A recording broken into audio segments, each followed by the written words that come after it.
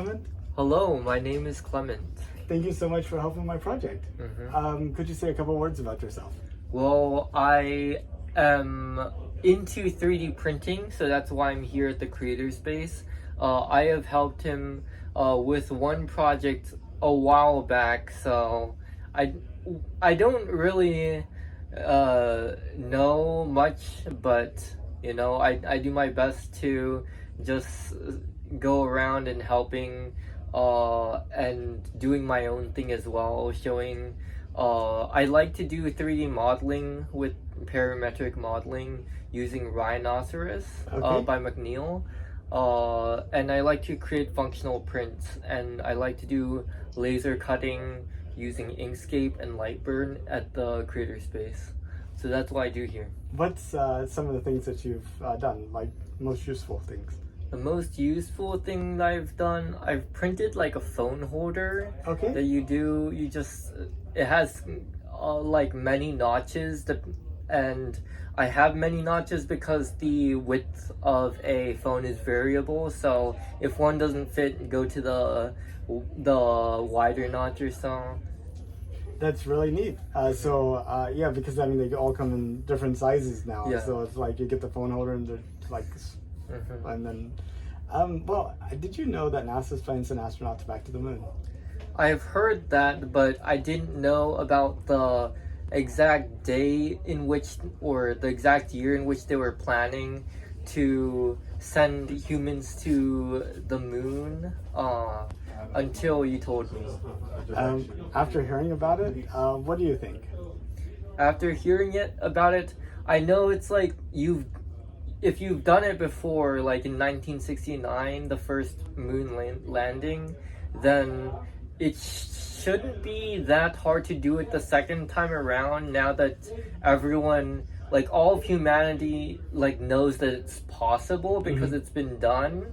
However, I know that there are some rockets like that have like documentation that's missing, or people don't fully remember how it worked the first time, since it's been around 60 years ago, I would say. Or maybe a little less. But I think it's very doable, but I think we need a bit more money put into a project like that. Yeah, and I get asked that a lot. Like, why were we able to do it like in 10 years, go from not putting anybody in space to putting people on the moon, and now it's like been decades we've talked about it and still haven't done it. It's like I get asked that quite a bit. Yeah. And then you ask people in space, well, you're not spending enough money, but I don't know. It's just like I think a lot of people are like a little scared of the dangers involved, and like they think about Apollo 13 and kind of like that type of thing. But, Yeah. in 200 years, where do you see humanity? Are we traveling among the planets and the stars, or are we still just here on the Earth?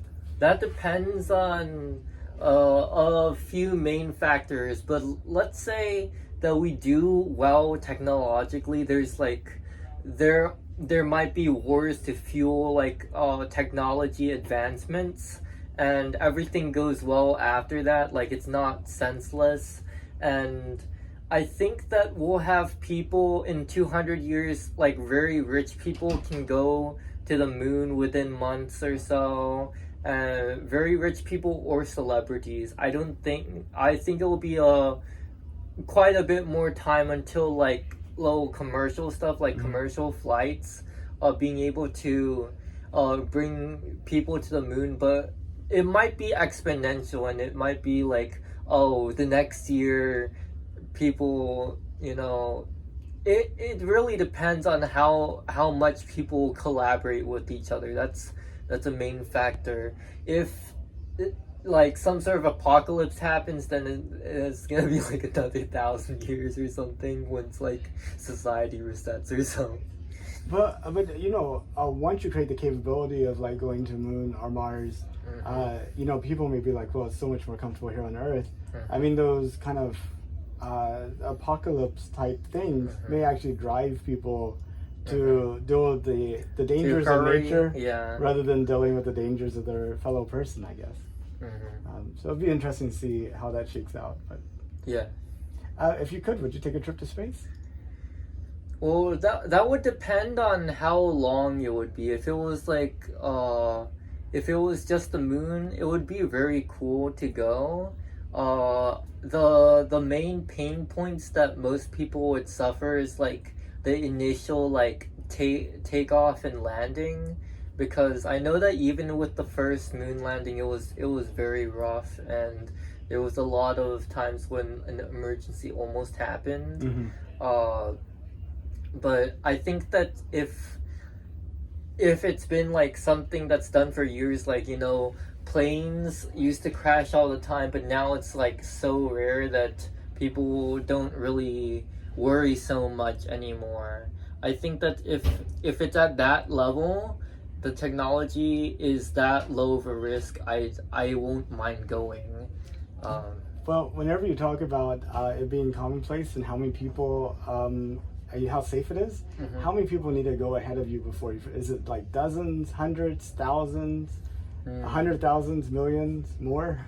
I think like tens of thousands. If it's safe, then I'd be willing to be risking it.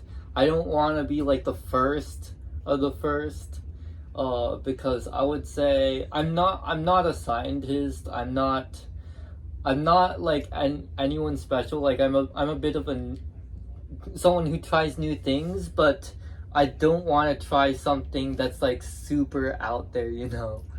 You don't want to be the first person to try a new airplane type of thing, or a new parachute. You know? You're like, well, let other people do that after you've proven it. Yeah. That makes sense. Mhm. Well, Clement, thank you so much for your time. It's such a pleasure to get to talk to you. You're welcome.